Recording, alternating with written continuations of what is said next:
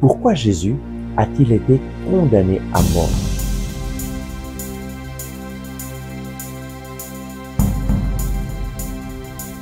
Le Christ est ressuscité. Chers amis, bonjour. Nous prions aujourd'hui avec l'Évangile selon saint Jean au chapitre 19, versets 5 à 7. Jésus sortit donc dehors, portant la couronne d'épines et le manteau de pourpre. Et Pilate leur dit, « Voici l'homme. » Lorsqu'ils le virent, les grands prêtres et les gardes vociférèrent, disant, « Crucifie-le, crucifie-le. » Pilate leur dit, « Prenez-le, vous, et crucifiez-le, car moi, je ne trouve pas en lui de motif de condamnation. » Les Juifs lui répliquèrent, « Nous avons une loi, et d'après cette loi, il doit mourir, parce qu'il s'est fait fils de Dieu. » Pilate, en examinant Jésus, s'est rendu compte que Jésus n'avait rien fait de mal. Il n'y avait aucun motif de le condamner à mort. Mais pourquoi donc Jésus a-t-il été condamné à mort? Simplement parce que les chefs des Juifs ne pouvaient pas accepter que Jésus se fasse égal à Dieu.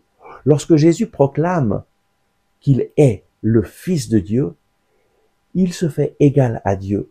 Lorsque Jésus pardonne les péchés, par exemple, lorsqu'il a guéri le paralytique, et il a dit, est-il plus facile de dire à cet homme, tes péchés sont pardonnés, ou de lui dire, lève-toi, prends ton grabat et marche, afin que vous sachiez que le Fils de l'homme a le pouvoir de pardonner les péchés sur cette terre, afin que vous sachiez que le Fils de l'homme a le pouvoir de pardonner les péchés sur cette terre, je te le dis, prends ton grabat, lève-toi et marche. Et l'homme se leva et fut guéri. Jésus, à travers sa vie, a montré qu'il est Dieu en personne. Il a le pouvoir de pardonner les péchés, et cela, les chefs des prêtres ne pouvaient pas l'accepter. Ils l'ont condamné pour blasphème, parce que il disait, toi qui es seulement un homme, tu te fais égal à Dieu. Voilà pourquoi Jésus a été condamné à mort, parce qu'il s'est fait égal à Dieu. Et nous avons un choix à faire, croire que ce que Jésus a dit, c'est vrai, et l'accueillir comme notre sauveur.